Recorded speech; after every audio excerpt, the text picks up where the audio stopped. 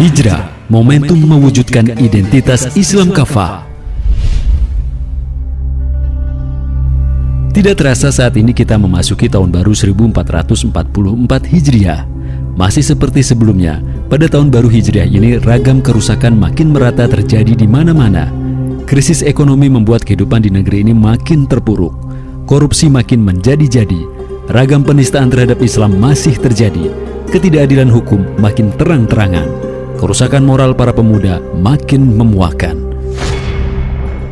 Karena itu, besar harapan dan keinginan umat agar momen tahun baru Hijriah ini dapat mengubah keadaan negeri ini menuju tatanan yang Islami, yang diridhoi Allah Subhanahu wa Ta'ala. Spirit tahun baru Hijriah diharapkan bisa merasuk pada segenap jiwa kaum muslim di negeri ini, khususnya para pemudanya, agar mereka bangga dengan identitas keislamannya. Pasalnya, saat ini masih banyak anak-anak muda di negeri ini yang justru bangga dengan simbol-simbol kekufuran dan kemaksiatan. Merebaknya pengaruh Citayam Fashion Week adalah bukti betapa rapuhnya persoalan moral para pemuda di negeri ini. Belum lagi moral sebagian pemimpin yang rusak dan khianat. Perjuangan suci mendakwahkan Islam. Perjalanan hijrah Nabi SAW bersama para sahabat beliau di Mekah ke Madinah disepakati sebagai awal penanggalan kalender Hijriah atas usul Khalifah Umar bin Khattab radhiyallahu anhu. Hal ini dicatat oleh Ibnu Al-Jauzi dalam kitabnya Al-Mutazam fi Thariq Al-Mulk wal Umam. Dengan menelaah sirah Nabi SAW, siapapun akan paham bahwa hijrah Nabi SAW dan para sahabat adalah peristiwa besar. Hijrah bahkan menjadi tonggak tegaknya Islam di muka bumi. Melalui hijrah, Islam menjadi kekuatan besar yang menebarkan rahmat ke seluruh manusia. Berbeda dengan sebelumnya, selama 13 tahun di Mekah, dakwah Islam menemui kesukaran bahkan jalan buntu. Caci maki hingga penganiayaan dialami Rasulullah SAW dan para sahabat. Hal ini sempat membuat Rasulullah SAW berduka hingga turun ayat yang menghibur beliau. Sungguh telah didustakan pula para Rasul sebelum kamu. Lalu mereka bersabar atas pendustaan dan penganiayaan yang dilakukan terhadap mereka sampai datang pertolongan Allah kepada mereka. Tak ada satupun yang dapat mengubah janji-janji Allah.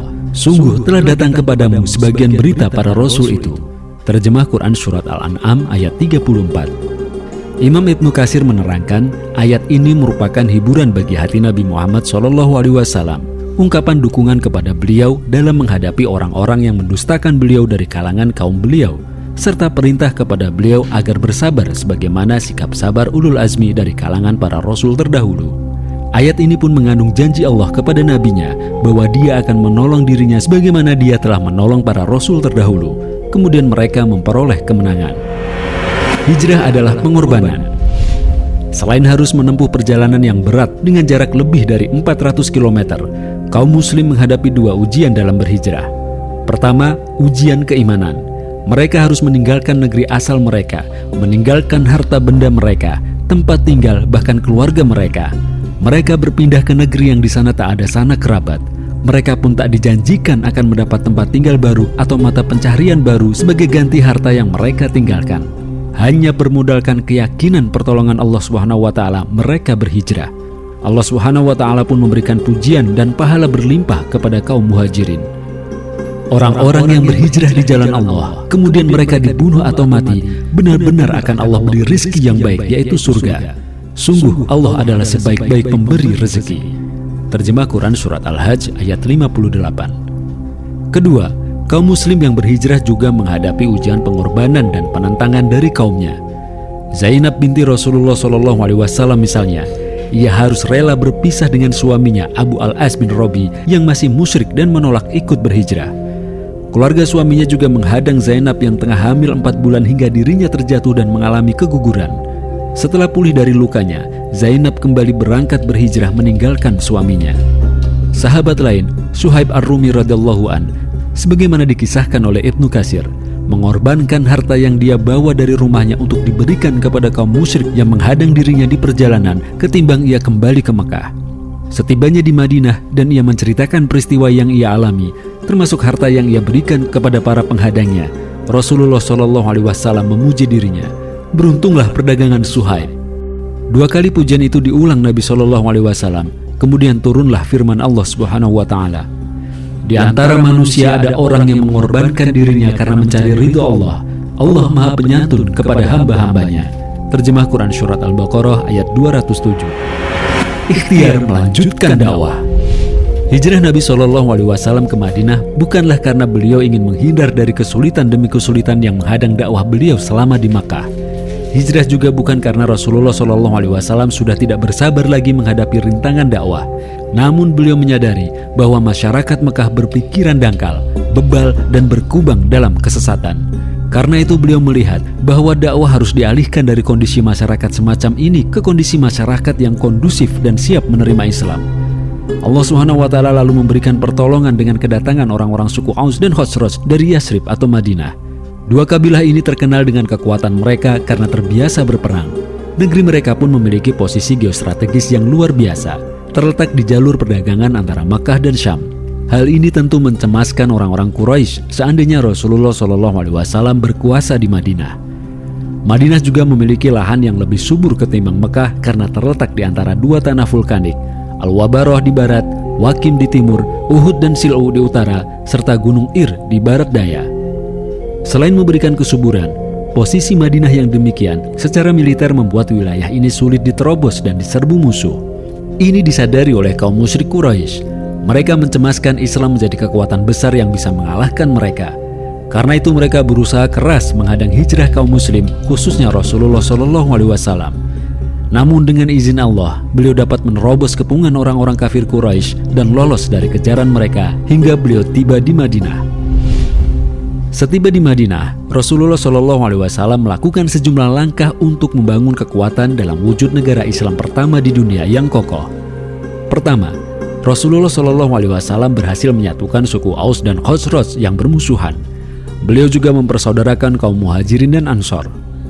Kedua, Rasulullah SAW mengikat seluruh pihak di Madinah dan sekitarnya, seperti kaum musyrik dan Yahudi, dengan piagam Madinah. Tujuannya antara lain agar eksistensi negara Islam yang dibangun tidak digoyahkan oleh siapapun.